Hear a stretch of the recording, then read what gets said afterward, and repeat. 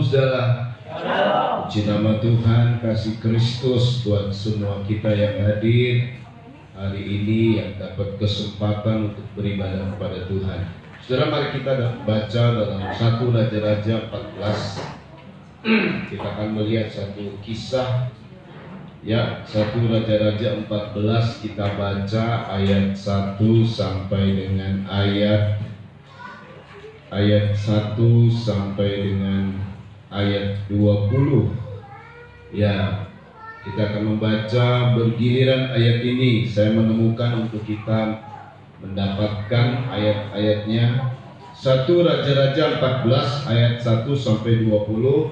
Saya baca ayat 1, saudara ayat 2, dan seterusnya secara bergiliran. 1 Raja-Raja pasal 14, ya, ayat 1 dimulai sampai dengan 20. Bersama dengan yang ikut di rumah live streaming, untuk bisa baca bersama-sama dengan keras, karena berbahagia orang yang membaca,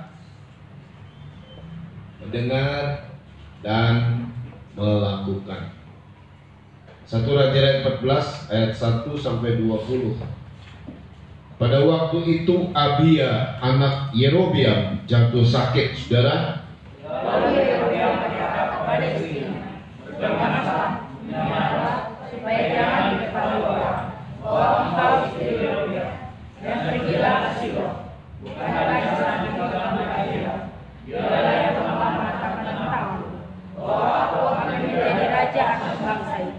Bawalah 10 roti, kue kismis, dan sebuli-buli air madu, dan pergilah kepadanya. Dia akan memberitahukan kepadamu apa yang akan terjadi dengan anak ini." Istri Yerobeam berbuat demikian. Dia berpanas, pergi ke Silo, dan masuk ke rumahnya.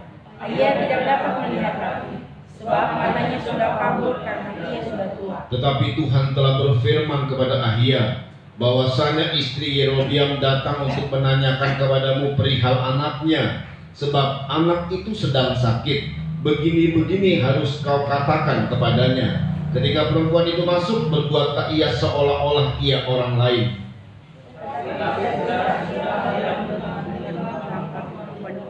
Sementara melangkah masuk pintu, berkatalah ia, "Masuklah, hai istri Yerobeam. Mengapakah engkau berbuat seolah-olah engkau orang lain? Aku sesungguhnya berkata sesat kepadamu." Pergilah, katakan kepada Yerobeam, beginilah firman Tuhan Allah Israel, aku telah meninggikan engkau dari tengah-tengah bangsa itu, dan mengangkat engkau menjadi raja atas umatku Israel. Aku telah mengeluarkan dari tapi engkau tidak seperti hambaku.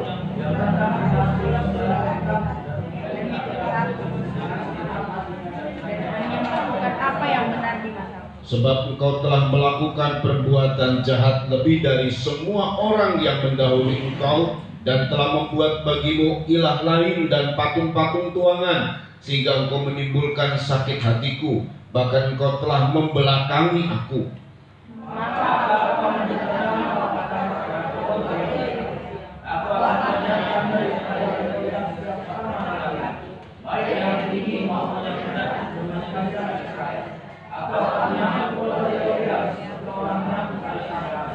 Setiap orang daripada Yerobeam yang mati di kota akan dimakan anjing, dan yang mati di padang akan dimakan burung yang di udara, sebab Tuhan telah mengatakannya.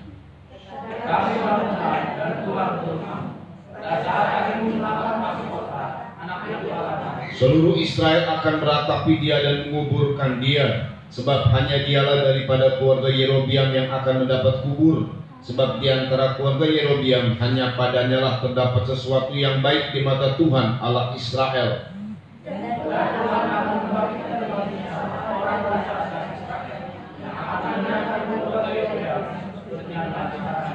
Kemudian Tuhan akan menghajar orang Israel sehingga tergoyah-goyah seperti gelagah di air, dan Dia akan menyentakan mereka daripada tanah yang baik ini yang telah diberikannya kepada nenek moyang mereka. Ia akan menyerahkan mereka ke seberang sungai Efrat sana, oleh karena mereka telah membuat tiang-tiang berhala mereka, dan dengan demikian menyakiti hati Tuhan. Ia akan lepas tangan terhadap orang-orang oleh karena dosa-dosa yang telah dilakukan dan yang mengakibatkan orang tersebut. Sesudah itu bangkitlah istri Yerobiam dan pergi, lalu sampailah ia ke Tirsa. Pada saat ia masuk melangkahi ambang pintu rumah, matilah anak itu. Mereka membawa dan sudah berdoa dan berkata firman Tuhan yang diucapkan. Selebihnya dari riwayat Yerobiam, bagaimana ia berperang dan bagaimana ia memerintah, sesungguhnya semuanya itu tertulis dalam kitab sejarah raja-raja Israel. Namanya Yerobiam. Kemudian ia mendapat perhatian bersama-sama dengan nenek moyangnya. Maka anak ini yang menjadi raja menggantikan dia. Iya, saudara, ini adalah kisah dari Yerobiam, di mana dia punya anak namanya Abia. Lalu Abia ini sakit. Tidak diketahui usianya berapa saat dia sakit, tapi yang pasti tentu masih muda, saudara ya. Saudara perhatikan baik-baik, Abia ini dianggap sama Tuhan lebih baik daripada seluruh kaum keluarga Yerobiam. Sebab Yerobiam sendiri berbuat jahat dengan menyakiti hati Tuhan. Ada banyak perbuatan jahat, tapi perbuatan jahat yang menyakiti hati Tuhan ini digolongkan sebuah perbuatan jahat yang dampaknya begitu dahsyat. Dampaknya itu sampai kepada keturunan dan bahkan hancur semua. Apa yang dirintis oleh Yerobiam, apa yang dibangun oleh Yerobiam, itu hancur semua. Bahkan maaf, Tuhan bilang Yerobiam akan disapu dan termasuk semua kaumnya seperti maaf menyapu tai. Ini begitu keras dan kasar kata-kata ini, tapi itu yang terjadi. Itu karena menyakiti hati Tuhan. Ada banyak perbuatan jahat saya bilang, tapi jangan sampai kita jatuh dalam perbuatan jahat menyakiti hati Tuhan. Apa itu menyakiti hati Tuhan? Itu karena membuat penyembahan berhala. Ya, kalau sekarang kita nggak ada berhala, saudara ya. Sekarang kita ini, lebih tepatnya kalau sekarang, untuk zaman sekarang ini, dia meninggalkan Tuhan Yesus, itu perbuatan jahat. Setiap orang yang meninggalkan Tuhan Yesus padahal dia sudah ada dan sudah berada dalam anugerah Tuhan, ada banyak anugerah Tuhan yang dia alami, lalu dia meninggalkan Tuhan. Nah, ini perbuatan jahat yang gak bisa ditoleransi, yang gak bisa dimaklumi sama Tuhan. Akibatnya itu akan parah. Memang kalau kita lihat pemerintahan di Yerobiam itu 22 tahun, cukup lama dibanding dari pemerintahan orang-orang yang benar. Jadi ada raja-raja, khususnya raja-raja Yehuda yang benar, seperti apalagi Hizkia ya, seperti Raja Hizkia itu pemerintahnya cuma sebentar, saudara. Padahal dia benar hidupnya. Dia usia masih muda sudah meninggal, Hizkia, saudara ya. Tapi Yerobiam ini cukup lama pemerintahnya, 22 tahun. Itu berarti 4 periode kalau di Indonesia. Ya toh? Kalau presiden kita Pak Jokowi paling mentok sampai 2 periode, mesti diganti. Ya yang paling lama Presiden Soeharto. Nah, sudah ya, makanya sekarang dibuatlah aturan pemerintah untuk tidak bisa lama-lama jadi presiden. Dia bisa bangun kerajaan, kira-kira begitulah aturannya, saudara ya. Nah, saudara perhatikan baik-baik. Sedangkan kalau raja ini ya terus bisa jadi raja terus sebenarnya sampai keturunannya. Tetapi cukup lama nih, 4 periode loh kalau untuk Indonesia. Wah, dia sudah bisa membangun kerajaan, dia sudah bisa mengatur strategi untuk keluarganya bisa nanti masuk jadi raja lagi. Tapi kalau Tuhan ngomong hancur ya hancur. Mau siasat apapun cara manusia, kalau Tuhan bilang hancur, hancur. Nah, saudara ya. Nah, saudara kita lihat bagaimana Yerobiam ini, saudara. Yerobiam ini punya anak, tapi Tuhan bilang sedikit kita lihat ulang kembali, saudara, di dalam ayat 13, tolong dibaca baik-baik ayat 13. Ya, yuk dibaca. Seluruh Israel akan meratapi dia. Ini Abia yang akan mati, akan diratapi oleh seluruh orang Israel terus. Dan menguburkan dia. Nah, hanya orang ini yang dikuburkan dengan layak, masih dihormati sama Tuhan. Kenapa? Terus Sebab hanyalah dialah daripada keluarga Yerobeam yang akan mendapat kubur. Mengapa? Sebab di antara keluarga Yerobeam hanya padanya Allah terdapat sesuatu yang baik di mata Tuhan Allah Israel. Abia ini ada yang baik, tapi maaf tetap mati dia. Karena Yerobeam yang berzina kepada Tuhan, artinya dia tidak menyembah kepada Tuhan lagi, itu berzina. Karena Yerobeam yang menyakiti hati Tuhan, dia pun Abia anaknya ini adalah anak yang baik daripada yang lain. Jadi dialah yang dapat dikubur dengan layak. Kalau tidak, kalau dia jahat, tidak ada yang dikubur dengan layak. Seluruh kaum keluarga Yerobeam. Saudara, ini hidup Yerobeam ini, seperti Yerobeam ini, bisa saja terjadi pada hidup kita. Sebab Yerobeam ini tadinya orang biasa, menjadi orang yang luar biasa. Tadinya ini boleh dikatakan buruh, menjadi raja. Tadinya rakyat biasa. Tadinya bisa dikatakan juga orang yang gak punya apa-apa, orang miskin, bisa dikatakan seperti itu. Tapi menjadi orang yang luar biasa. Nah, saudara, kita lihat, sebab saat Yerobeam sudah menyakiti hati Tuhan, lalu dia punya anak Abia, dia punya istri, dan dia menyuruh istrinya bertanya kepada Nabi Ahia. Boleh dikatakan begini, minta petunjuk dari Tuhan. Orang kalau minta petunjuk berarti hatinya bersedia apa, saudara? Ngikuti petunjuk, betul kan? Orang kalau minta petunjuk kan hatinya bersedia untuk ngikuti petunjuk, betul ya, saudara ya? Tolong engkau cari Nabi Ahia dan minta petunjuk dari Tuhan. Tolong engkau cari pendeta dan minta firman Tuhan, pesan Tuhan apa. Itu biasanya hatinya bagaimana, saudara? Mau ikuti firman Tuhan, baik itu yang baik maupun yang tidak baik menurut dia. Betul kan? Kalau mau ditegur, kalau misalnya petunjuknya menegur dia mau terima. Namanya minta petunjuk, betul kan? Betul, saudara ya?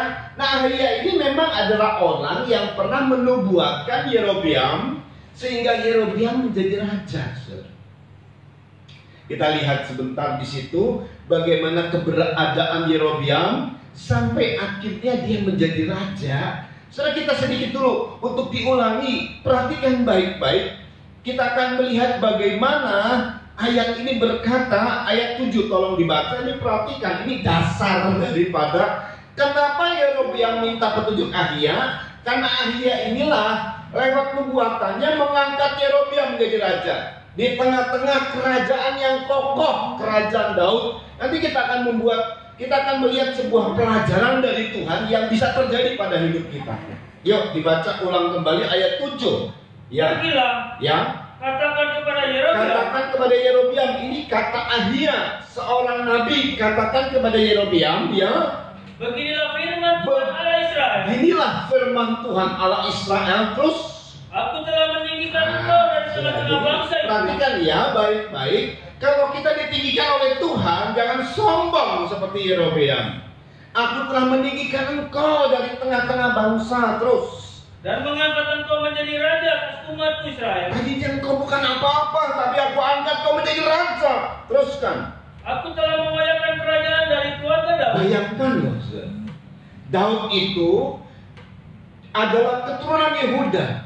Dan keturunan Yehuda ini dibuatkan oleh Tuhan, kerajaannya tidak beralih. Keturunan Yehuda ini orang yang terkuat, Daud ini nih. Dan dia menurunkan anak-anak. Dan dia ini berkatnya, saudara, berkatnya luar biasa. Tapi dari berkat Daud diambil, ini orang yang kuat. Katakanlah ada orang yang kuat yang bayangkan ya, bukan kuatnya itu bukan karena warisan orang tua dari kekayaannya, bukan, tapi kata Tuhan, kamu aku berkati dan turun temurun kerajaanmu tidak akan beralih. Tetapi dari situ, dari Daud, orang yang dicintai oleh Tuhan, yang nanti anak-anaknya dijanjikan sama Tuhan kokoh selama-lamanya, tetapi diambil berkatnya dan diberikan kepada Yerobeam. Berkat orang kuat itu diambil dari Daud, diberikan kepada Yerobeam.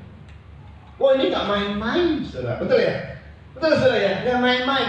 Berarti ada alasan tertentu dong kenapa Tuhan pilih Yerobeam dari jutaan pemuda yang saat itu ada. Kita lihat sebentar ya, terus. Dan memberikannya kepadamu. Iya. Tetapi engkau tidak seperti hambaku Daud. Iya. Yang tetap mentaati segala perintahku. Iya. Dan mengikuti aku dengan segenap hatinya. Dan hanya melakukan apa yang benar di Ya, mata. cukup. Nah, saudara, berkenan kepada Tuhan, Tuhan janjikan berkat. Dan bayangkan ya, berkat yang Tuhan janjikan itu selalu begini, selalu begini. Aku berkati kamu dan keturunanmu. Tapi ada banyak orang Kristen terjadi ini, berkatnya itu cuman pada saat orang ini saja, si A saja nih. Anak-anaknya waktu mau diturunkan warisan itu, karena ini diberkati orang ini, lalu diturunkan kepada anaknya, hancur. Dan stoplah. Itu banyak sekali terjadi begitu. Padahal janji Tuhan, aku berkati kamu dan anak-anakmu. Tapi seolah-olah berkat itu beralih. Dari apa yang Tuhan janjikan, kok bisa batal gitu ya? Tuhan janjikan tapi batal berkatnya dan beralih ke orang lain. Ini bukan sekedar Tuhan ngomong cuma biasa saja. Ini Tuhan ngomong dengan janji yang kuat kepada Daud. Tapi itu beralih. Daud loh, gile enggak?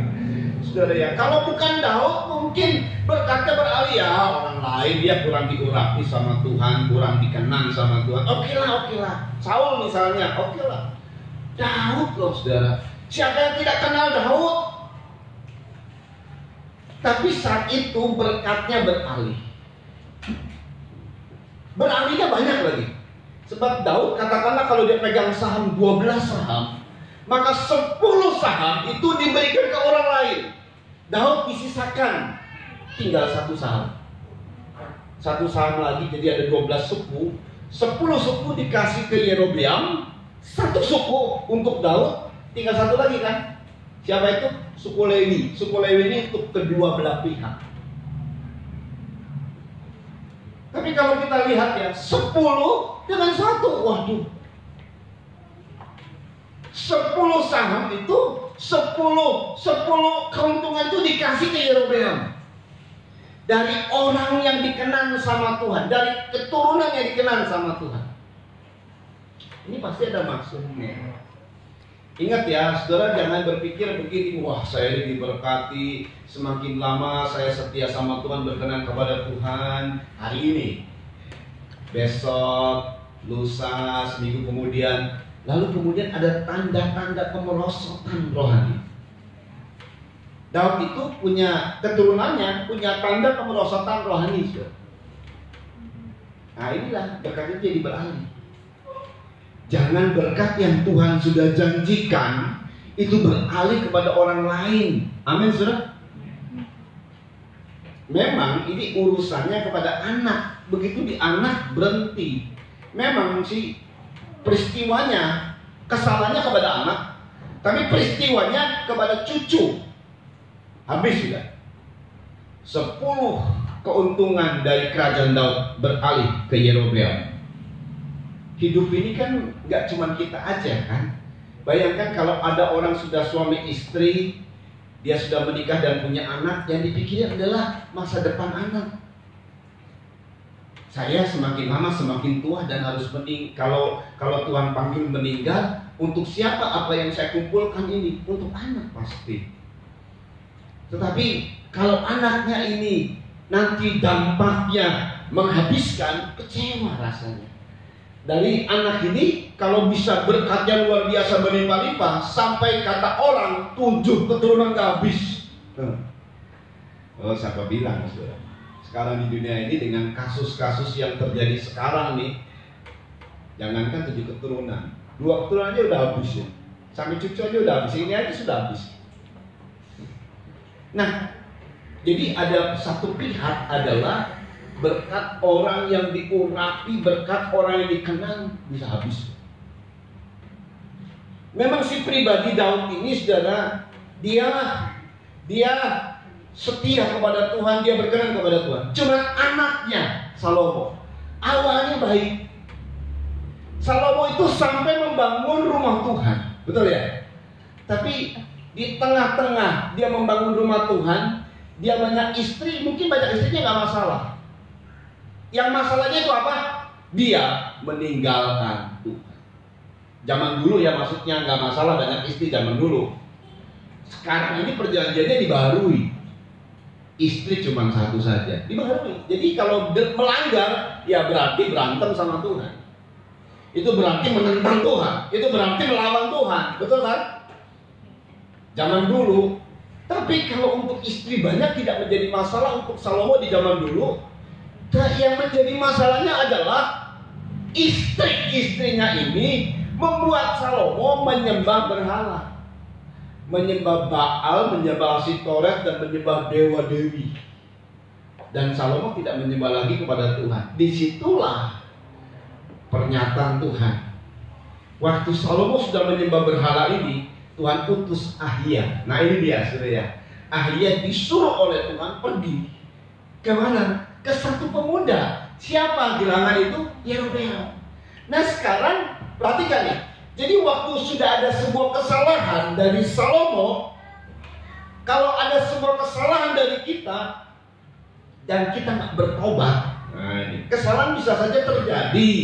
Tapi segera bertobat supaya kesalahan itu tidak berlarut-larut dan tidak membuahkan satu murka dari Tuhan.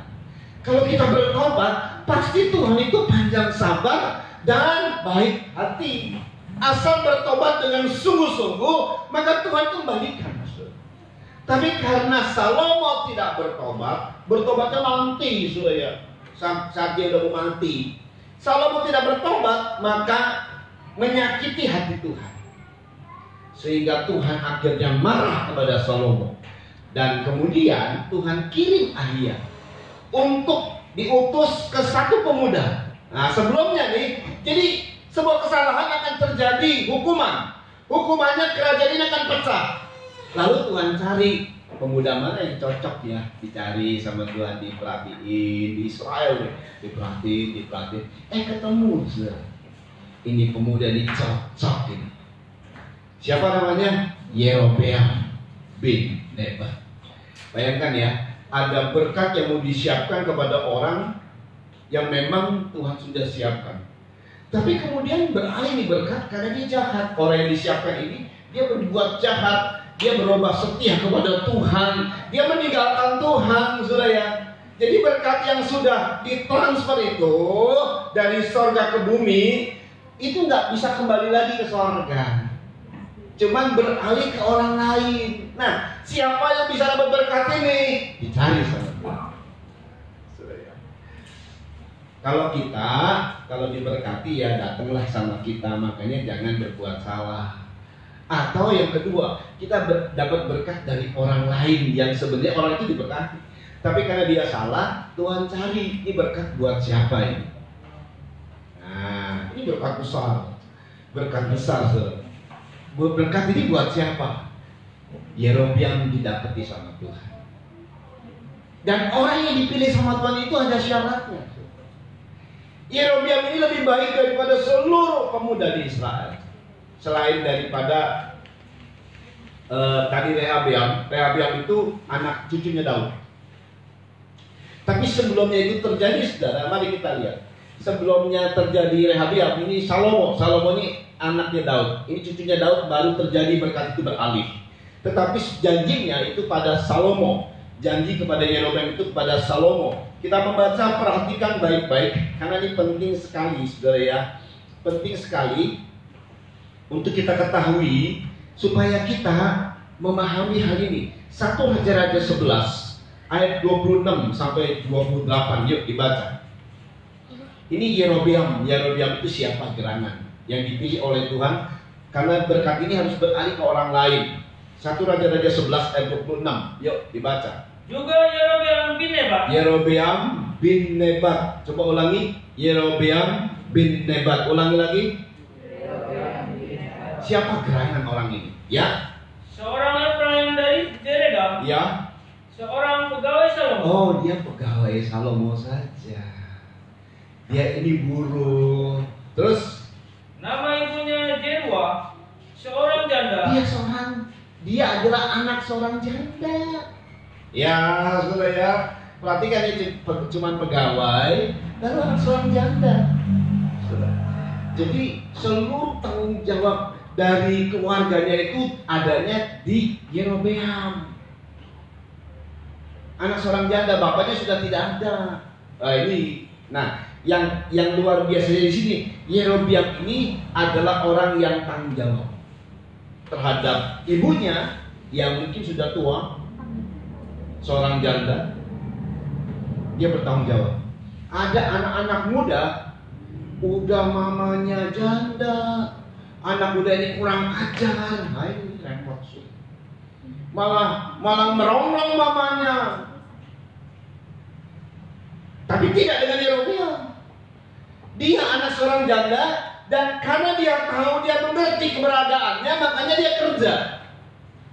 Nggak malas-malasan, kerja dia. Jadi pegawai Salomo.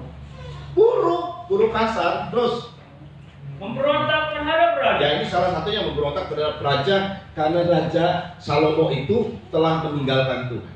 Terus inilah alasannya mengapa ia memberontak terhadap raja. Ya. Salomo mendirikan Milo. Ya. Dan ia menutup pemusat tembok kota Daud ayahnya. Perhatikan ini 28, perhatikan. Yerobeam adalah seorang tangkas. Seorang yang tangkas. Kalau bekerja itu mesti cekatan. Ini orang yang dipilih sama Tuhan adalah orang yang kerjanya cekatan. Jangan males-males. Ada peluang diambil. Kecuali kalau ibadah, peluangnya di hari ibadah, dia menghargai Tuhan. Yerobeam ini awalnya sangat luar biasa. Terus ketika Salomo melihat bahwa orang muda ini seorang yang rajin bekerja. Cekatan, tangkas itu cekatan, rajin bekerja. Amin. Orang yang dipilih sama Tuhan untuk dapat berkat besar, Yerobeam itu nggak tahu, saudara. Nggak pernah ngimpi apapun kalau dia akan dapat 10 keuntungan, 10 saham dari kerajaan. Bayangin coba. Besar sekali berkatnya. Orang biasa. Kenapa? Dia cuma tanggung jawab terhadap keluarga karena ibunya sudah janda. Dia kerja. Sama Salomo dia kerja cuma sebagai pegawai. Tapi dalam pekerjaannya dia tangkas, cekatan sekali. Setiap dia disuruh, dia merespon dengan cepat dan mengerjakan dengan baik dan rajin. Amin. Terus maka ditempatkannya dia mengawasi semua pekerja wajib dari keturunan Yusuf. Salomo saja ini di mata Salomo, di mata manusia, Salomo ini manusia, saudara ya, di mata Tuhan. Kenapa Yerobeam diangkat jadi yang dari pegawai biasa diangkat menjadi pengawas? Nah, jadi kalau misalnya seorang itu jadi dari salesman jadi supervisor, kan naik gitu. Dari supervisor jadi manager. Nah, naik. Itu di mata manusia. Di mata manusia itu bukan apalagi di mata bos kita. Bukan yang penting, wih ini orang rajin ke gereja bolak-balik Pak Pendeta, Pak Bos, maaf ya, saya mesti ke gereja dulu ya. Rajin ke gereja ya. Bos akan senang ada orang rajin ke gereja? Enggak. Rajin berdoa loh. Pak Bos, maaf ya, saya tunda dulu pekerjaannya, saya mau berdoa. Bos senang kita berdoa, nih bos dia. Lu doa terus, ngapain lo? Ini ada kerjaan ditelantarkan dia doa. Nggak akan diterima, saudara. Lu dipecat aja dah sono, jadi pendeta aja sono. Iya. Pak Bos, maaf ya, saya ada KKR, ada pelayanan saya. Nggak akan, saudara. Kalau di mata manusia kelihatannya apa? rajin. Betul kan? Maka diangkat. Bukan karena rajin berdoa yang diangkat. Rajin bekerja, tanggung jawab dalam pekerjaan, diangkat. Setelah dilihat di mata manusia, sekarang di mata Tuhan itu. Nah, mata Tuhan itu waktu melihat, dia melihat juga ukuran manusia. Semua orang-orang yang dipilih sama Tuhan itu orang-orang yang rajin, orang-orang yang punya tanggung jawab. Dia sudah setia dalam tanggung jawab yang kecil, maka dipercaya sama Tuhan dalam tanggung jawab yang besar. Betul nggak? Jadi kalau kita kerjanya cuma males-malesan, jangan harap dapat satu proyek besar. No. Kerjanya cuma main handphone tiap-tiap hari, jangan harap dapat proyek besar. Lo serius? Kalau kita kelihatan tangkas, dimulai dari anak-anak muda nih. Karena ini waktu masih muda, saudara. Dia tangkas, dia rajin bekerja. Ini dia orang-orang baik dunia memilih, apalagi Tuhan. Kalau Tuhan memang dari tangkasnya orang, dari rajinnya orang, juga dilihat hati. Hati Yerobeam ini luar biasa baiknya.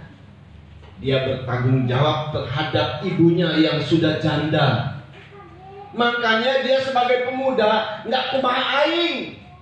Dia mau bekerja, mati-matian dia bekerja demi menghidupi dia dan khususnya ibunya. Banyak anak-anak muda, ibunya sudah janda, sudah tua, malah merongrong. Minta handphone lah, minta motor lah, minta inilah. Ya orang gelo ya. Mamanya udah tua, tua renta. Dia rongrong begitu, saudara. Gak akan dipilih, gak akan dapat sesuatu. Jangan harap untuk hidupnya, waduh, mulai menghayal, itu cuma hayalan. Orang yang kerja keras itulah, saudara ya, angkat. Saudara, mari kita lihat, mari kita mau jadi orang yang rajin bekerja. Yerobeam ini dahsyat. Dari awal sampai dari di mata manusia, maksudnya di mata manusia dan di mata Tuhan. Makanya dia kalau udah di mata manusia bagus, memang belum tentu di mata Tuhan, betul kan? Ada orang rajin kerja tapi jahat, bisa kan? Tapi ini enggak. Kenapa di mata Tuhan akhirnya dipilih? Datanglah Ahia. Kita baca. Ya, kita membaca dalam 1 Raja-Raja pasal 11 tadi. Datanglah Ahia. Firman Tuhan kepada Ahia. Pilih dia, pilih dia. Lalu kemudian Tuhan bilang, saudara, waktu dipilih, Tuhan bilang seperti ini. Dia dibaca ayat 30.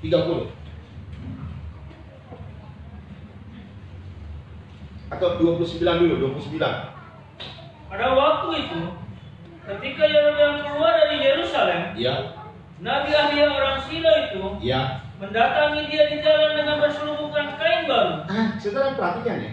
Saat Ahia mendatangi Yerobeam, itu enggak memakai pakaian kenabiannya, enggak memakai pakaian yang nyata-nyata gitu loh, enggak. Dia berselubungkan kain.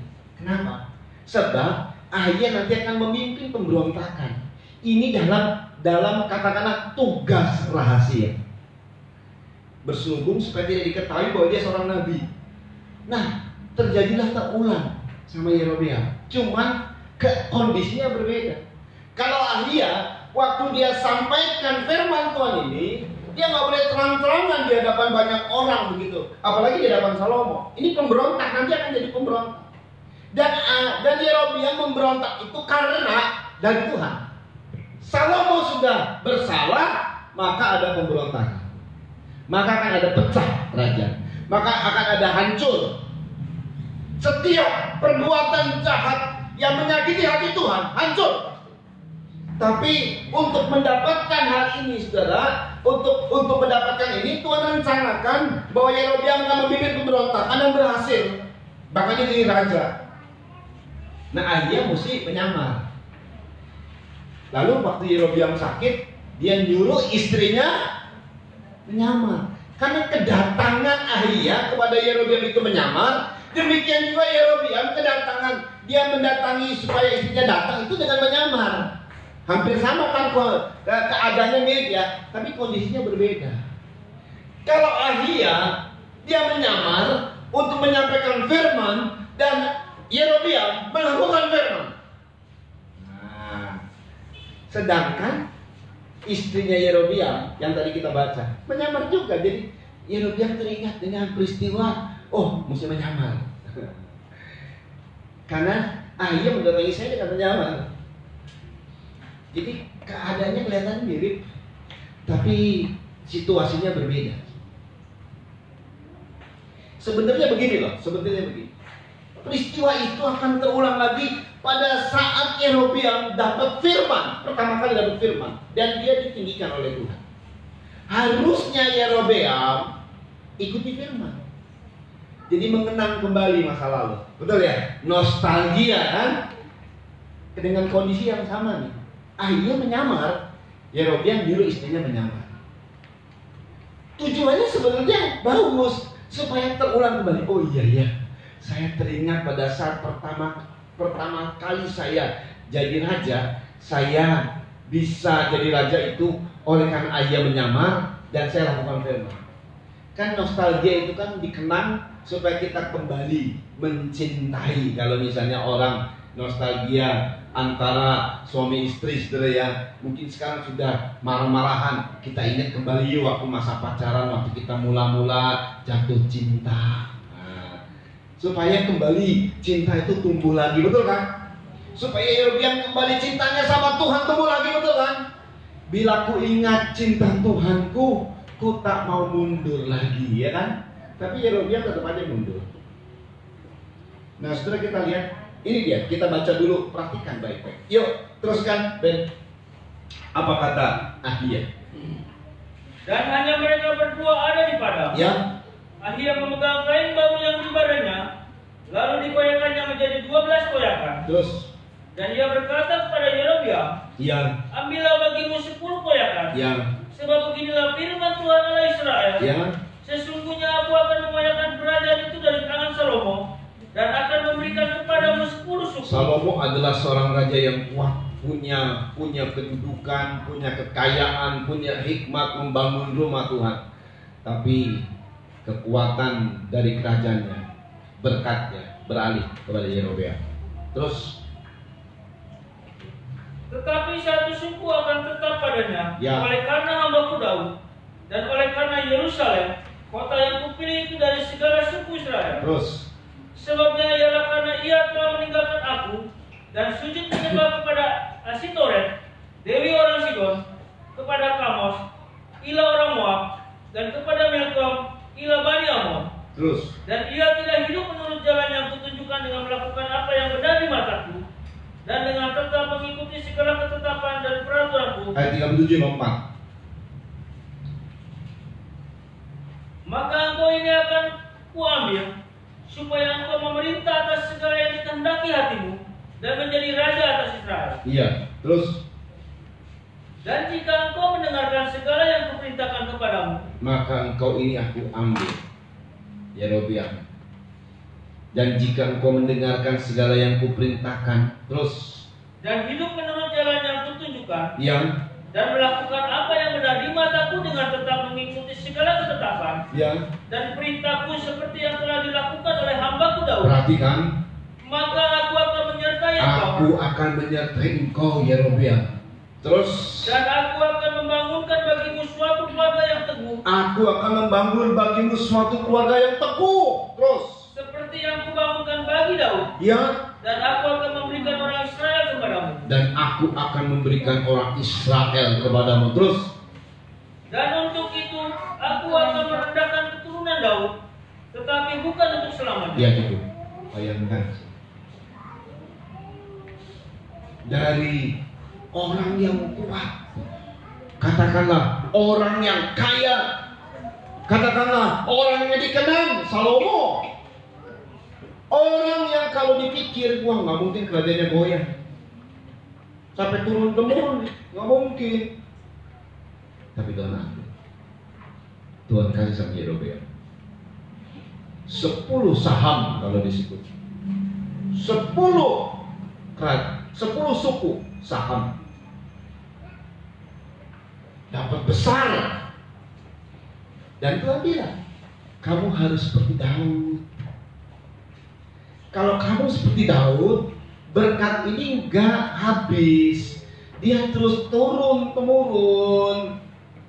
Yang kesehatan, perlindungan, penjagaan, segala berkat. Nah, baik nggak Tuhan? Baik nggak Tuhan? Jadi kita lihat ya, kita lihat. Kalau kita ada di posisi sedang diberkati, lagi naik-naiknya, jangan sampai diakhiri dengan daging. Hargai Tuhan. Yang sangat membuat Tuhan murka adalah kamu menyakiti hati Tuhan. Tuhan itu disakiti. Ada 10 hukum Taurat. Memang ada jangan mengingini dari yang paling terakhir. Lalu kemudian nanti ada jangan berdusta, jangan membunuh, jangan mencuri, hormati hari Sabat, hormati orang tuamu. Tapi yang paling bahaya ini, yang paling disebutnya kesalahan tingkat 1, jangan ada padaku ilah lain di hadapanku. Jangan sujud menyembah kepadanya. Karena apa? Karena Tuhan cemburuan adanya. Gak bisa dirubah itu. Setiap orang yang meninggalkan Tuhan, akan ada murka Tuhan di kepala orang itu. Tunggu tanggal mainnya. Itu habis. Lah kalau kita miskin lebih habis, habis-habisan. Ini orang kaya sampai melorot karena habis, betul-betul habis. Nah, saudara dengar baik. Kalau kita lagi naik nih, kalau kita lagi dikenan sama Tuhan, kalau kita mengawalinya dengan roh, jangan mengakhiri dengan daging. Daud memang naik sampai hari hidup matinya. Salomo sayang, awalnya roh, akhirnya daging. Yerobeam juga sama. Waktu dia dikenan sama Tuhan, semua aku beri kepadamu, 10 saham loh, besar banget ini. Gak jauh saudara. Ini belum sampai hidupnya belum habis. Waktu firman ini datang dia masih memerintah terus kok. Masih kaya terus kok, tapi nanti satu ketika habis, benar-benar habis. Karena menyakiti Tuhan. Ingat ya, kalau kita sudah jadi anak Tuhan, percaya kepada Yesus, cuma Yesus satu-satunya. Jangan cari dukun, jangan cari jimat, jangan cari apapun. Andalkan sama Tuhan. Jangan nyakiti hati Tuhan. Dia itu cemburuan adanya. Mungkin kita ada jatuh dalam dosa-dosa yang lain. Kalau dosa-dosa tadi saya bilang, banyak keinginan. Ya ruginya rugi kita sendiri. Tapi nggak akan hancur-hancuran tuh kalau misalnya kita lanjutkan masih cukup lama lah. Tapi kalau sudah meninggalkan Tuhan, nggak ada ampun, nggak ada ampun. Nah, persoalannya ilah yang disembah oleh zaman dahulu itu kan patung-patung. Sekarang udah nggak patung-patung lagi, berubah jadi ilah modern. Namanya duit. Memang sih duit ini tidak seperti ilah yang kita sembah-sembah, karena kita butuh. Tapi memang Tuhan tandingannya dengan duit. Kalau saudara mengandalkan dalam pikiranmu duit, jangan sampai meninggalkan ibadah aja. Kalau ninggalin ibadah, ya udah. Mulai nanti seret. Sebab kalau orang nanti mengandalkan duit, akan kecewa sama Tuhan. Kecewa. Tuhan lebih daripada persoalan duit, saudara. Karena Tuhan itu segala-galanya. Mari andalkan Tuhan. Kalau kita andalkan Tuhan, Tuhan akan bela kita kok. Tuhan akan tolong kita. Harus bersabar. Segala sesuatu ada proses dari Tuhan. Semua untuk kebaikan kita, saudara. Duit, ya kalau disebut dengan duit, saudara, ada orang bisa jatuh di situ. Tidak lagi mengandalkan Tuhan. Tuhan bisa marah. Kalau kena virus orang ini, dia nggak bertobat, mati dia. Nggak ada fasilitas Mazmur 91. Serius.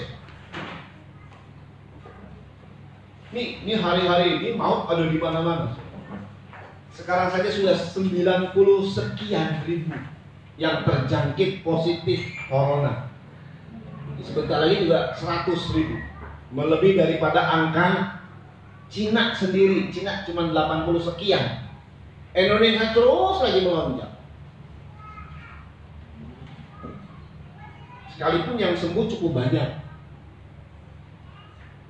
Sudah melebihi dari 50% yang sembuh dari yang sakitnya.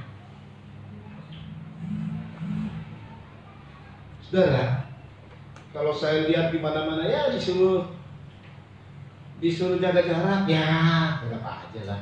Susah, ratusan juta orang ini diatur susah. Udah gitu yang kena virus corona juga mau mati diambil direbut sama masyarakat. Ya ntar kena virus corona, marah-marah ke rumah sakit. Ya itulah manusia sebenarnya. Terus melonjak. Ada yang pegawai rumah sakitnya digebukin lah, segala macem lah. Wah, ada banyak kekerasan terjadi, ada yang penolakan, macem-macem lah. Ngatur memang sekian orang ini susah. Beda-beda sebabnya karakternya, setiap daerah beda-beda. Tapi memang maut sedang di mana-mana. Di mana-mana memang. Kalau kita andalkan duit, habis. Kalau andalkan Tuhan, Mazmur 91 terjadi. Mau maut di mana-mana, mau krisis di mana-mana. Kalau orang yang mengandalkan Tuhan, nggak kena semua itu. Tuhan loh, Dia akan bela kita dan Dia sudah pasang badan buat kita. Dia mati di kayu salib buat kita. Dia akan pasang badan buat kita. Serius. Makanya percaya sama Tuhan. Percaya ini kan soal rohani. Susah memang yang soal rohani, karena urusan rohani. Makanya kita harus latih hidup kita juga ke rohani, supaya nanti arahnya ke rohani semua. Andalan Tuhan itu adalah hal yang rohani memang. Mengandalkan Tuhan itu hal yang rohani. Ini gagalnya Yerobeam di situ. Gagalnya Salomo di situ. Salomo tadinya mengandalkan Tuhan, kemudian dia mundur, ninggalin Tuhan. Makanya jangan kita mengawali dengan roh, tapi mengakhirinya dengan daging. Galatia kita baca. Mengawali dengan roh itu artinya mau dengar firman Tuhan, mau dengar nasihat dari Tuhan. Galatia 3 ayat 3, yuk dibaca. Adakah kamu sebodoh itu? Adakah kamu sebodoh itu? Kamu telah mulai dengan roh. Kamu telah mulai dengan roh. Terus, maukah kamu sekarang mengakhirinya di dalam daging? maukah sekarang kamu mengakhirinya dalam daging? Mulainya dengan roh. Ada buah roh. Kita penuh dengan kasih. Kita penuh dengan sukacita. Kita penuh dengan damai. Itu roh semua.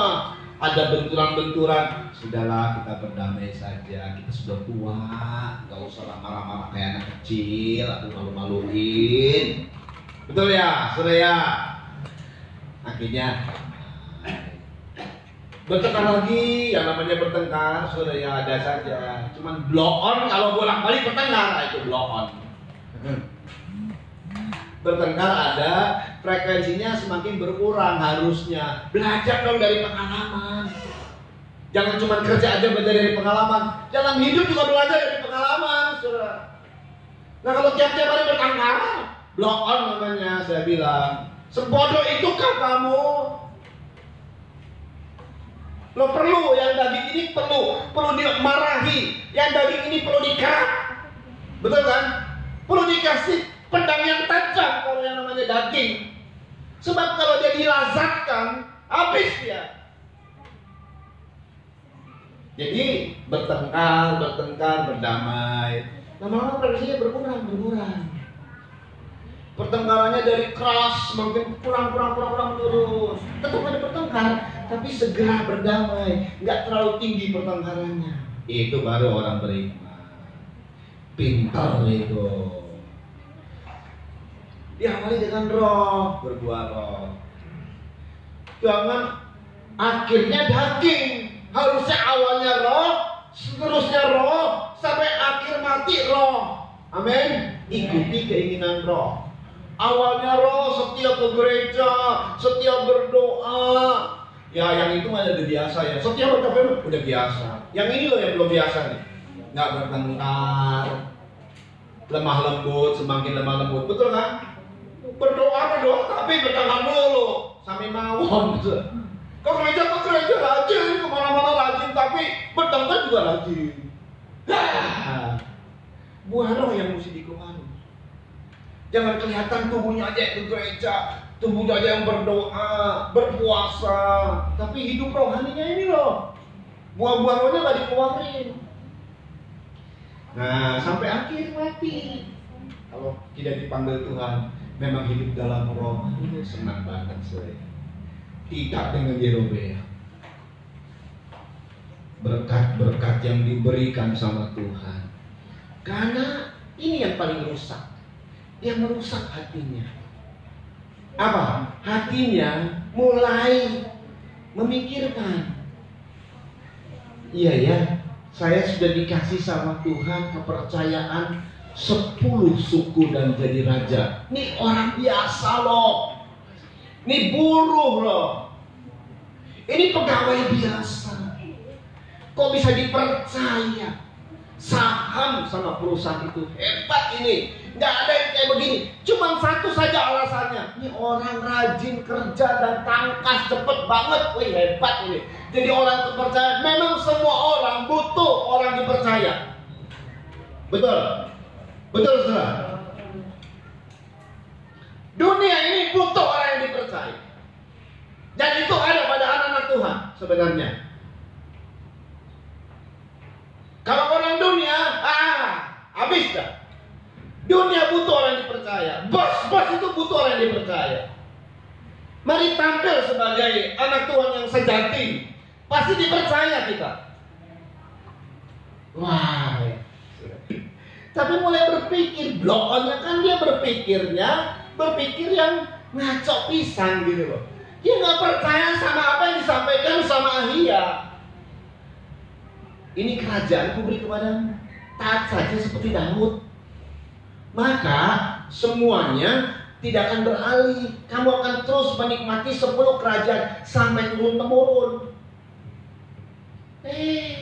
Dia mulai berpikir. Nah ini dia. Pemikirannya apa yang dilakukan oleh Yerobeam? Ini dia. Kita membaca sebentar. Karena penting sekali. Yang kemudian dampak Yerobeam ini, saudara. Dampak Yerobeam ini sayang sekali. Sebentar, dalam 1 Raja-Raja pasal 1 Raja-Raja pasal 12. Kita akan lihat sebentar di situ 1 Raja-Raja 12. Ada sebentar ya. Oh, di 1 Raja-Raja pasal 12 ayat 26 yuk dimulai cepat yuk. Maka berkatalah Yerobeam dalam hatinya. Dia berkata dalam hati ini hanya untuk apa? Firman. Ulangi. Hati ini hanya untuk apa? Jangan untuk pikiranmu. Dia berkata begini, masuk dari pikirannya ke hati. Memang pikiran ini dipengaruhi oleh apa yang kita lihat, apa yang kita dengar. Lihat ya, ini semua yang masuk yang mau rusak hatimu, pikiran bisa rusak gara-gara apa yang kita lihat dan apa yang kita dengar. Penciuman banyak sekali kurang berpengaruh dengan hati. Mulut ini adalah outputnya. Kalau hati rusak, nanti ke mulutnya rusak. Dan tindakan, ini dari hati. Semua sumbernya di hati. Hatimu yang menjadi sumber. Tapi dia menimbangnya di hati. Menimbang itu dengan pikiran. Dan di hati dia sampaikan. Terus, Kini mungkin kerajaan itu kembali kepada keluarga Daud. ini mungkin kerajaan itu kembali kepada keluarga Daud, kan belum. Masa Tuhan bilang A, lalu kemudian berubah jadi B? Gak bisa. Tuhan bilang kerajaan itu jangan beralih asal kamu taat seperti Daud, setia kepadaku. Dia mulai berpikir. Yuk 27, perhatikan. Jika bangsa itu pergi mempersembahkan korban sembelihan di rumah Tuhan di Yerusalem, maka tentulah hati bangsa ini akan berbalik kepada Tuhan mereka, yaitu Rehabeam, Raja Yehuda. Terus, Kemudian mereka akan membunuh aku dan akan kembali kepada Rehabeam, Raja Yehuda. mulai berpikir. Ini yang rusak, karena pikirannya dimasukin di hati. Hati ini terpancar kehidupan. Kehidupan itu adalah apa yang kita lakukan, apa yang kita katakan. Itu adalah kehidupan. Kehidupan itu terpancar kehidupan, atau hati ini sumber dari hati terpancar kehidupan. Jadi apa yang kau lakukan dengan tangan, dengan kaki, dengan mulut, itu semua berasal dari hati. Pikiran ini penyaringnya sebenarnya hati. Jangan sampai merusak. Kalaupun pikiran masuk ke hati, yang menyaring hati, karena hatinya yang akan memancar semua. Hati ini yang akan memancar. Jadi kalau udah sampai di hati, dia akan terpancar. Dia akan menjadi satu praktik. Kalau dari hati. Kalau dalam pikiran belum. Nanti dari hati lah. Dari hati bertindak. Rusaklah mulai dari pikiran. Apa yang dilihat, apa yang didengar, mulai ditimbang. Iya, jangan-jangan nanti keluarga Daud karena orang Israel bolak-balik ke Yerusalem. Cuman kan Tuhan bilang satu saja yang tetap ada dalam Daud, dan rumahku tetap ada, Yerusalem. Jadi dia berpikir, wah jangan-jangan Israel nanti ke sana menyembah Tuhan. Kalau Israel menyembah Tuhan akan taat sama Tuhan, saudara. Dan kalau taat sama Tuhan akan ikuti perintah Tuhan. Dan saat itu perintah Tuhan bilang, Yerobeam kau jadi raja. Itu kehendak Tuhan. Bukan kehendak Yerobeam, bukan. Ini kehendak Tuhan. Harusnya percaya kepada apa yang Tuhan katakan. Saudara percaya kepada apa firman Tuhan, itu mempengaruhi hidupmu. Saya percaya sama firman. Lalu keadaannya kok kebalikan dari firman. Oh, saya nggak peduli sama keadaan yang kulihat, yang kudengar. Aku percaya sama firman. Apa yang Tuhan firmankan, itu pasti terjadi. Dan Yerobeam waktu jadi raja, selamanya bisa jadi raja. Sampai keturunannya seperti apa yang difirmankan Tuhan. Dia mulai berpikir. Disitulah muncul dia menyembah berhala. Terus Sesudah menimbang-nimbang, maka raja membuat 2 anak lembu jantan dari emas, dan dia berkata kepada mereka, sudah cukup lamanya kamu pergi ke Yerusalem. Hai Israel, lihatlah sekarang ilah-ilahmu yang telah menuntut engkau keluar dari tanah Mesir. Awalnya udah bagus, cinta Tuhan, rajin, pangkas. Setelah naik jadi raja, hatinya jadi rusak. Bukan dengar firman Tuhan terus. Semakin dengar firman Tuhan, Tuhan bilang gini, tetap percaya kepadaku. Tetap percaya yang kufirmankan. Jangan dipengaruhi apa yang kau lihat. Jangan dipengaruhi apa yang kau dengar. Jangan dipengaruhi oleh pikiranmu, oleh pertimbanganmu, Memang setiap kita akan menimbang, saudara. Betul. Ini virus corona, mikir kita juga. Saya pakai masker, bukan berarti saya takut, tidak. Tapi saya juga mikir, saya harus taat sama pemerintah. Apapun kita bisa melihat, dari melihat dan mendengar kita berpikir. Kadang pikiran kita itu menentang firman Tuhan. Krisis ini gimana ya? Saya nggak punya duit, saya nggak punya ini, nggak punya itu. Mulai khawatir.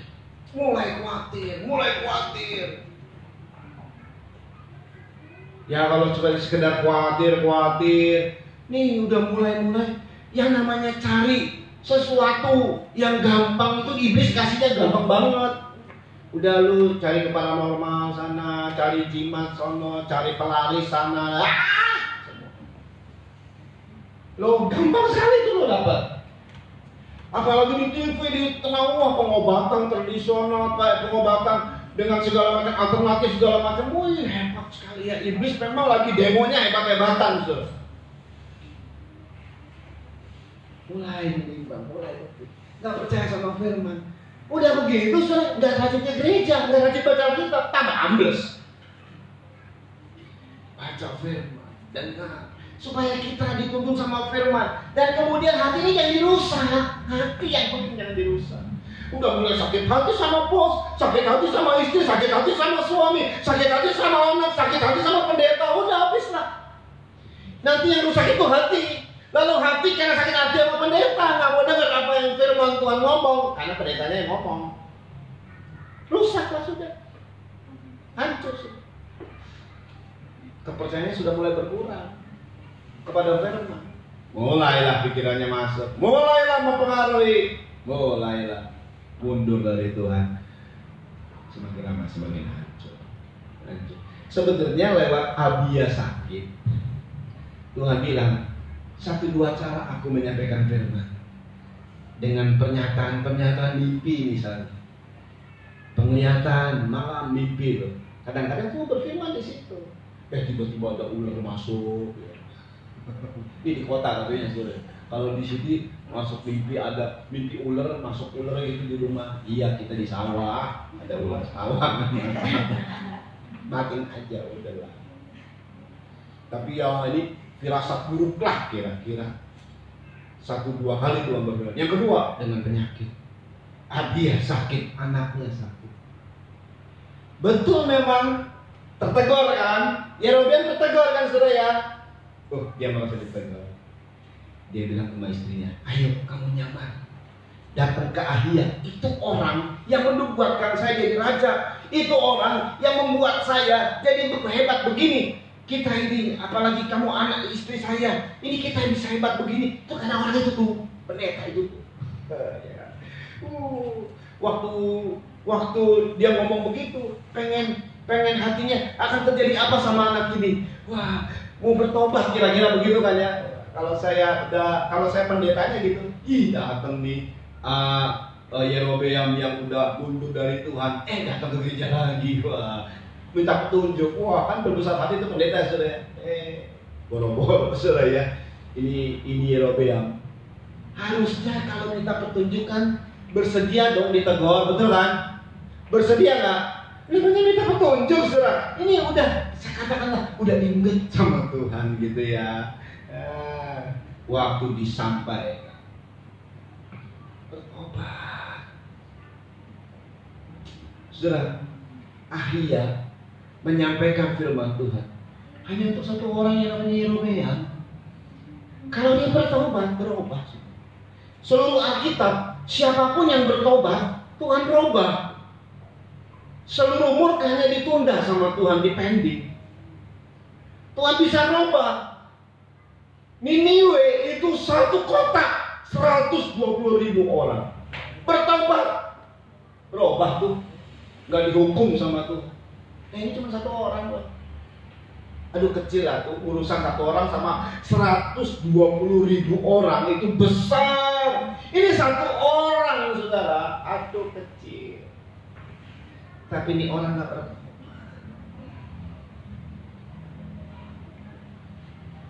Dengar sih dengar. Udah gitu sudah, perhatikan. Waktu istrinya datang, ayah kan loh, kamu istri Yerobia akan terjadi begini.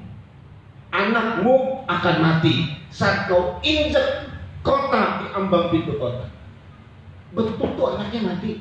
Harusnya kan teguran kedua dong. Stop pada anak yang mati kan.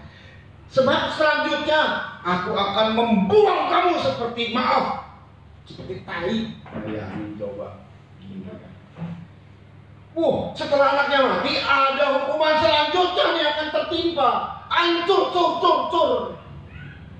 Tobat harusnya, betul kan? Udah anaknya mati, nyembah Tuhan deh. Hancurkan tuh bukit-bukit. Hancurkan semua, bisa kok, biar aja. Enggak. Jadi nggak tahu nih orang minta petunjuk sama pendeta. Pak pendeta, tolong doakan saya kalau ada petunjuk kasih tahu. Pet. Kamu nggak ada minta petunjuk. Kita sampaikan, ini marah-marah dia. Dari Tuhan disampaikan marah-marahnya yang pendeta. Saya mau dengar firman yang mendekor. Pret. Menegur atau lembut aja marah.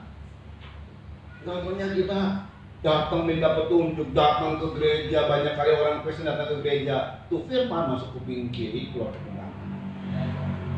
Masuk kuping kanan, keluar kuping kiri. Ditegur, nangis sebentar. Tuhan tolong, Tuhan kecelakaan, Tuhan tolong. Ampun Tuhan, ampun. Bangkrut, ampun Tuhan, ampun. Seminggu kemudian balik lagi tuh berdosa. Dablek ya. Tapi tidak dengan kita, amin. Amin. Jangan gitu kita, amin. Tuhan sayang sama kita. Tuhan tahu semua, biarpun Ahia sudah kapur matanya. Ini untuk hamba Tuhan kita ya, hamba Tuhan. Orang-orang yang dapat firman. Biarpun matamu sudah minyak 13 kali.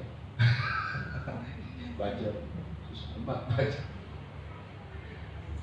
Tapi kalau saya masih jelas, masih lihat sudah masih jelas. Karena ini pendek. Kena potbon di satu gede. Melihat ujungnya susah amat. Siapa yang di ujung ya nggak tahu saya. Tapi saudara lihat, saudara wajah-wajah saudara masih jelas. Yang masih ngomong sendiri kah? Mari dengar firman begini. Tahu saya. Yang serius tahu saya. Ya kan? Tapi Ahia sudah kabur matanya. Tapi maaf, pendengarannya jelas. Nah yang penting itu memang pendengaran. Ajari aku Tuhan mendengar firman-Mu. Beri aku telinga seorang murid. Yesaya kita baca poin terakhir. Jadi di situ kita dapat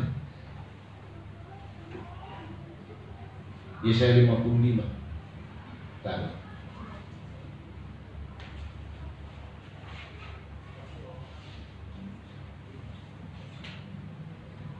Kita dapat firman Tuhan yang begitu jelas. Kita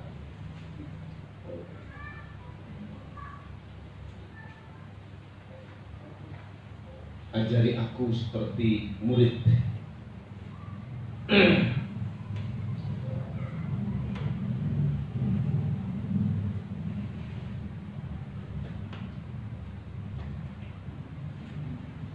Yesaya 50 masuk. Yuk.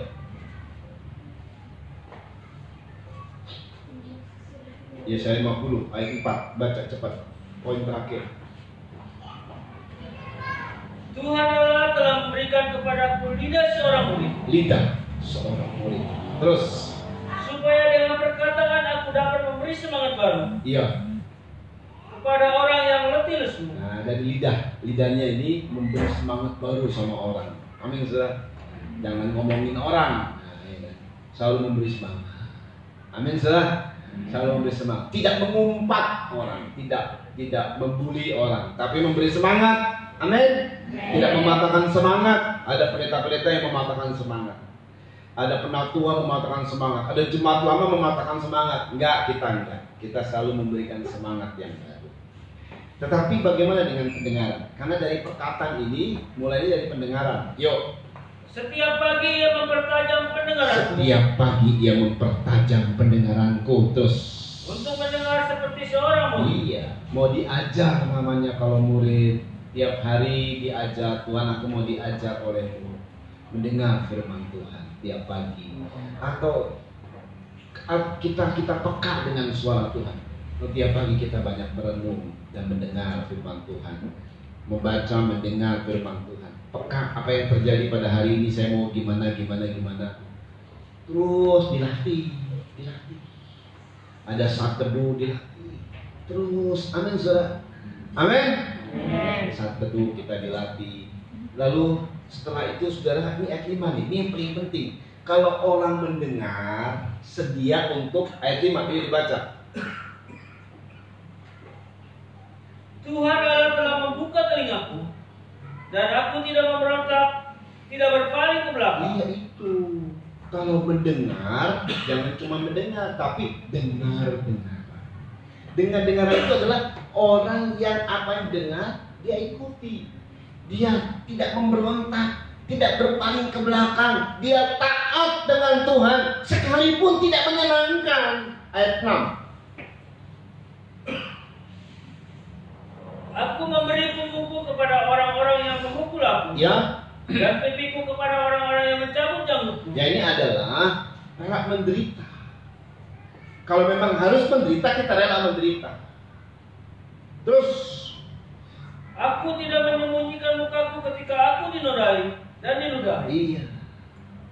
Jadi dengar. Mendengar seorang murid, lalu kemudian Tuhan bilang, kamu hari ini harus mengalami penderitaan. Kita rela menderita. Kita rela disakiti, nggak apa-apa. Kalau memang sudah kehendak Tuhan, rela disakiti nggak apa-apa. Jangan membalas kejahatan dengan kejahatan, balas kejahatan dengan kebaikan. Terus begitu. Ahia, dia pendengarannya tajam. Biarpun matanya sudah kabur, dia nggak bisa lihat. Jangankan kalau matanya jelas, dia nggak bisa lihat istri dia menyamar, nggak bisa tahu dia. Wow, ini orang kerajaan nyamar itu hebat. Agen rahasia, ya. Tapi dia tahu dengan pendengaran. Yang pendengaran ini nggak boleh hilang. Mendengar seperti domba. Membedakannya dengan dia cara mendengar. Makanya pendengaran kita harus tajam. Ini bukan pendengaran telinga ini ya, tapi telinga rohani ya. Mana keputusan Tuhan, mana yang bukan. Apapun. Saya mau tanda tangan, tekan kontrak kah? Saya mau jualan apa saja, apapun, segala peristiwa kita harus komunikasi dengan Tuhan. Apa sih yang Tuhan mau? Waktu pelanggan lagi marah-marah, apa yang Tuhan mau? Ya sih, nggak usah tanya-tanya Tuhan. Kalau pelanggan marah, diem aja. Karena Tuhan nggak bilang balas ini, balas aja. Damprat tuh orang. Nggak mungkin ya. Iya saja. Apa yang Tuhan inginkan dalam hidup kita, setelah kita tahu, kita ikuti maunya Tuhan. Ahia, biarpun dia matanya kabur, tapi maaf, telinganya tajam untuk mendengar suara Tuhan. Jelas sekali suara Tuhan didengar. Sebenarnya Yerobeam menyuruh istrinya menyamar. Terulang kembali karena pada saat Yerobeam dapat nubuatan dan dimuliakan, itu karena Ahia juga menyamar. Nggak diketahui sama orang, cuma berdua saja. Ini nggak ada saksi loh. Dia ingat kembali, oh ya waktu itu ya peristiwanya menyamar. Ikut lagi istrinya sudah menyamar. Padahal kamu isi Yerobeam. Terulang nostalgia kembali akan cinta Tuhan sebenarnya. Tapi nggak bertobat. Sayang. Padahal dia sudah mulai terbuka hatinya, tapi menutup lagi hatinya. Itu sebabnya habis-habisan. Saudara, kalau datang teguran, tadi Elsa bilang terima kasih mau ditegur, terima kasih ditegur, ya kan? Saudara, kalau datang teguran, saudara bilang saudara sentimen sama saya atau semakin saya? Halo, beda-beda ya. Tahu saya beda-beda. Ya kan? Ada orang kalau ditegur nggak mau, tapi tetap saya mau tegur. Bodo amat dia mau. Tugas hamba Tuhan itu ya kalau salah, kalau nggak salah yang nggak usah. Saudara salah juga saya kadang-kadang aduh ditegur apa enggak ya? Tegur itu supaya terjadi tertib. Dan ditegur itu karena Tuhan sayang, saudara. Amin. Tuhan sayang kita. Ditegur oleh hamba Tuhan, oleh papi mami, atau oleh Tuhan. Oleh Tuhan di hati, atau oleh Tuhan dengan peristiwa. Mau yang mana? Mau yang mana saudara? Di hati sama Tuhan sebenarnya, pribadi, atau dengan peristiwa? Abia mati, betul? Nggak bertobat, habis. Berkatmu macet, betul. Sakit, betul. Apa yang kau lakukan gagal, betul. Nggak bertobat, habis.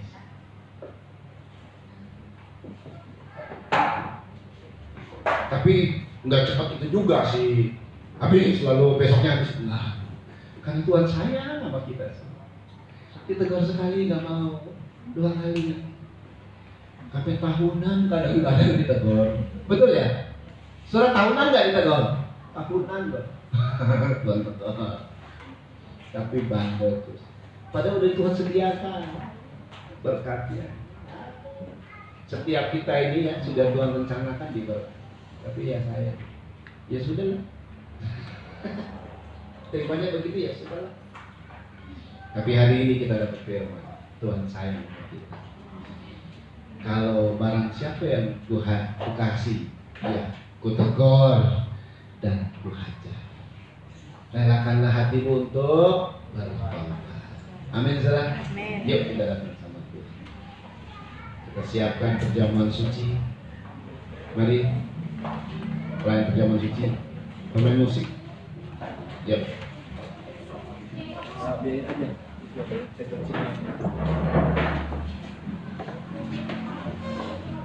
Rohmu yang hidup, penuh hidup, nyanyikan itu ya. Ini belum ya.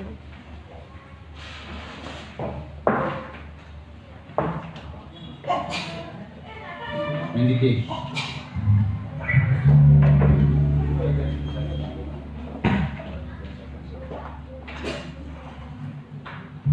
Haleluya.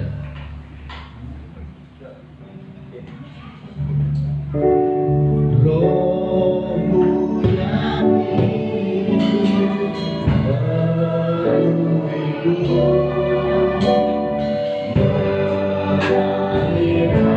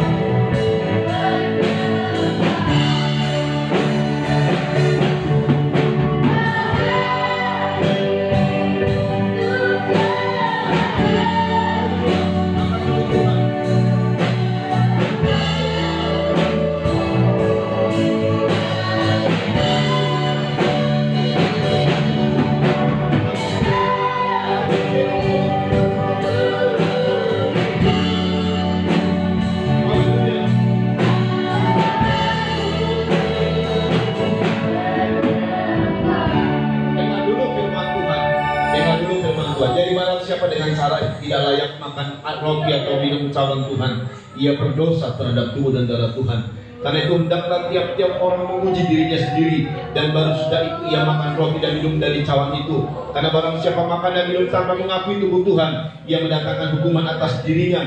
Sebab itu banyak di antara kamu yang lemah dan sakit, dan tidak sedikit yang meninggal.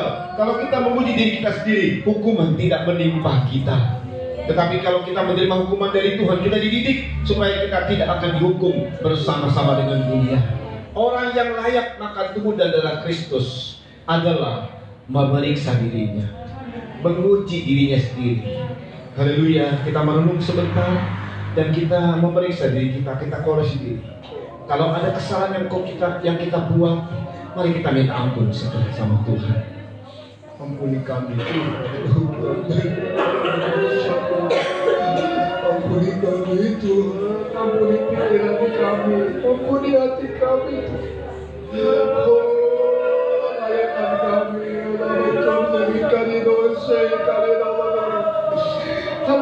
Ampuni pembenaran diri kami Tuhan, ampuni pembenaran diri kami. Haleluya. Dengar firman Tuhan. Haleluya.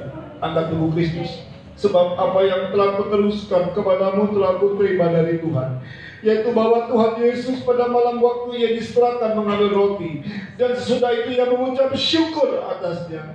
Yesus memecah-mecahkannya dan berkata, inilah tubuhku yang diserahkan bagi kamu. Perbuatlah ini menjadi peringatan akan aku. Bukankah roti yang kita pecah-pecahkan adalah persekutuan dengan tubuh Kristus? Amin. Makanlah dengan percaya tubuh Kristus dalam nama Tuhan Yesus Kristus.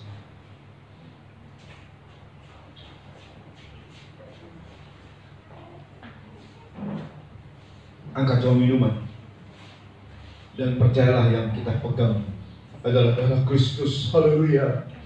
Demikian juga Yesus mengambil cawan sudah makan lalu berkata, cawan ini adalah perjanjian baru yang dimeteraikan oleh darahku. Perbuatlah ini setiap kali kamu meminumnya menjadi peringatan akan aku. Sebab setiap kali kamu makan roti ini dan minum cawan ini, kamu memberitakan kematian Tuhan sampai ia datang. Bukankah cawan pengucapan syukur yang atasnya kita ucapkan syukur adalah persekutuan dengan darah Kristus? Amin. Minumlah dengan percaya darah Kristus dalam nama Yesus Kristus. Haleluya. Semua menyembah Tuhan. Haleluya.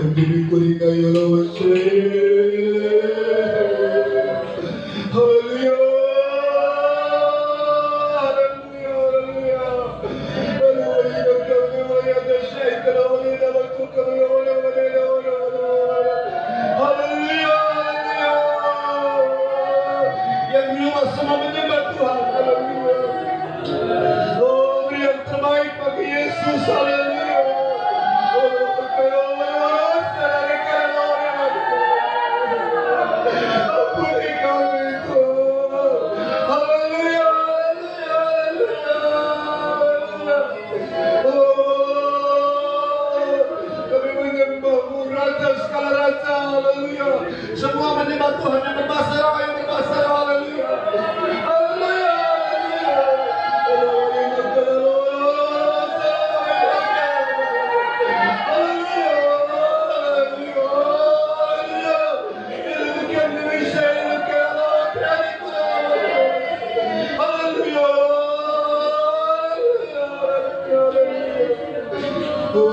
Terima kasih Bapak untuk anugerah besar Kau berikan kepada kami.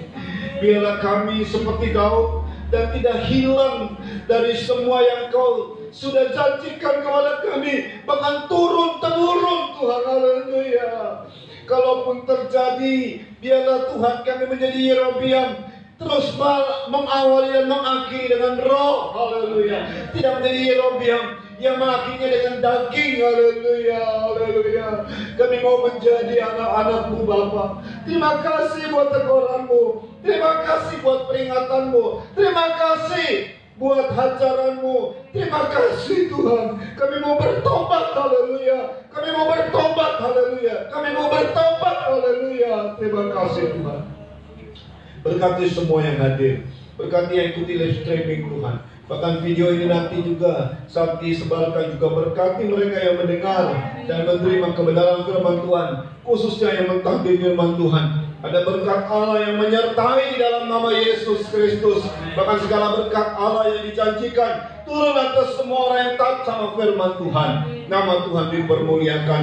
Terima kasih Tuhan Yesus Kristus. Berkati Tuhan untuk setiap anak-anakmu. Korban-korban yang disampaikan nanti juga diberkati dalam nama Yesus Kristus.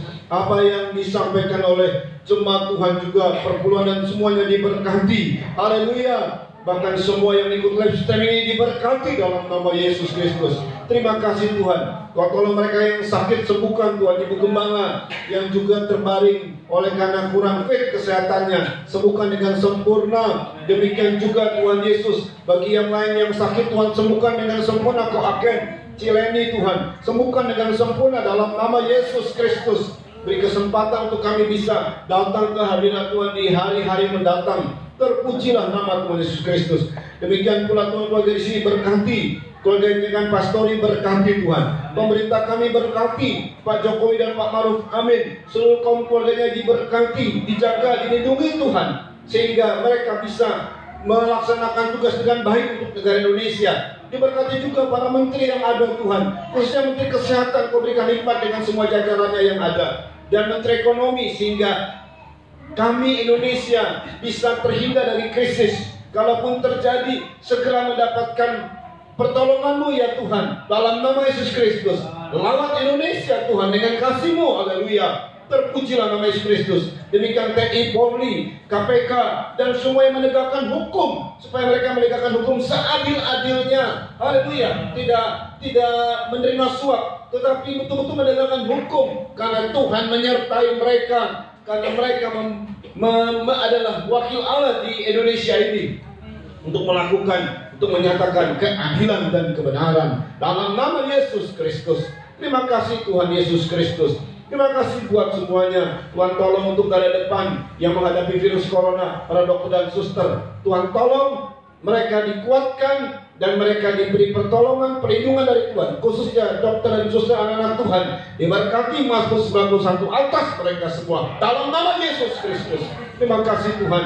Terima kasih Tuhan. Segera vaksin yang sudah ditemukan, maka semua diuji coba secepatnya Tuhan. Haleluya. Di dalam nama Yesus Kristus, dan menghasilkan yang baik untuk seluruh Indonesia, bahkan seluruh dunia, sehingga COVID-19 berhenti. Itulah ini berhenti dalam nama Yesus. Haleluya. Kuasa-Mu bekerja Tuhan atas setiap anak-anak-Mu. Terpujilah nama Tuhan Yesus Kristus. Terima kasih Tuhan. Semua yang menyampaikan korban ucapan syukur juga dari jemaat yang ikut live streaming diberkati, yang memberi perpuluhan diberkati. Semua diberkati oleh karena Tuhan mencintai kami. Kalaupun ditegur itu karena Tuhan cinta sama kami. Terima kasih buat cinta yang besar yang Kau berikan kepada kami. Dan kalau sebentar jemaat Tuhan kembali ke rumah kami masing-masing, sampaikan dengan selamat. Yang ada di rumah-rumah, shalom dan sejahtera-Mu menyertai setiap rumah-rumah tangga yang ada. Nama Tuhan dipermuliakan. Terima kasih Tuhan, kami angkat dua tangan kami dan menerima berkat dari Tuhan. Saudara-saudara yang dikasih oleh Tuhan, terimalah anugerah cinta kasih sayang dari Bapa yang sungguh sangat mengasihi-Mu. Kasih karunia lewat kuasa pendamaian korban Yesus Kristus dan pimpinan persekutuan kuat kuasa Roh Kudus menjadi milikmu saudara-saudara. Dan diberkatilah semua pekerjaan-Mu. Diberkatilah apa yang Kau lakukan di tangan-Mu menjadi berhasil, karena Kau adalah anak-anak Allah. Terimalah semua berkat ini dari sekarang ini sampai Tuhan Yesus datang kali yang kedua, bahkan sampai selama-lamanya. Dalam nama Tuhan Yesus Kristus, mempelai pria surga dan imam besar yang kami puja puji selalu, kami alaskan ini. Haleluya. Amin. Tuhan memberkati. Kita akan menjalankan persembahan, saudara.